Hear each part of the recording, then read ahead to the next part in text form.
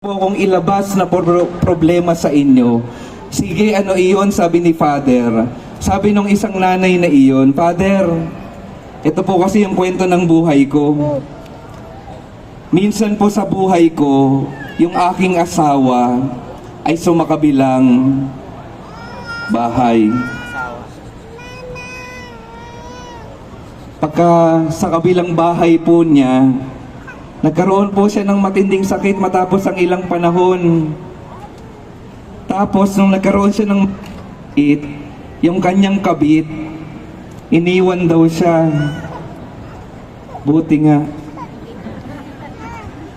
Pero sabi niya, nung nalaman niya daw iyon, hindi niya daw matiis na hindi kupkupin, hindi alagaan. Anong ginawa niya? Sa kanyang pagmamahal pa rin sa kabila nung ginawa sa kanya, kinupkup niya, inalagaan. Hanggang yung kanyang asawa na sumakabilang bahay ay sumakabilang buhay. Sabi po niya, Father, opo masakit iyon, pero tapos na po iyon. Alam niyo po yung ikinabibigat ng loob ko sa ngayon, yung mga kapwa ko lingkod po sa parokya, ang dami pong sinasabing mga chismis o kaya naman mga bagay na masasama tungkol sa akin. Alam niyo po yung isang sinasabi sa akin, grabe naman tong si iniwan na, niloko na, pinagpalit na, kinupkup pa rin, inalagaan, minahal pa rin.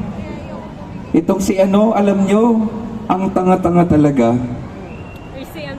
Kaya ang tanong niya kay Father, Father, isa po bang katangahan na magmahal katulad ni Jesus?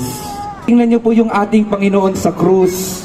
Kung titingnan niyo yung ating Panginoon sa kanyang buhay at pagmamahal, pwede talaga nating masabing isang katangahan yung kanyang pagmamahal. Dahil alam po natin, sa ating mga buhay, paulit-ulit tayong nagkakasala. Paulit-ulit tayong tumatalikod sa Kanya. Paulit-ulit tayong nagkukulang sa Kanya. Pero yung ating Panginoon, kahit na tayo'y makasalanan pa, namatay na sa krus para sa ating lahat. Para saan? Para sa ating kaligtasan. Para sa kapatawaran ng ating mga kasalanan. Para sa buhay na walang hanggan. Para sa ating lahat. Mga minamahal kong mga kapatid, yun yung napakagandang biyaya ng ating Panginoon. Sa pamamagitan ng kanyang dugo, nilinis yung ating mga buhay. At patuloy na nililinis ng Panginoon yung ating mga katauhan. Kaya ang hiling at ang imbitasyon sa bawat isa sa atin, ngayon tinatanggap natin yung biyaya.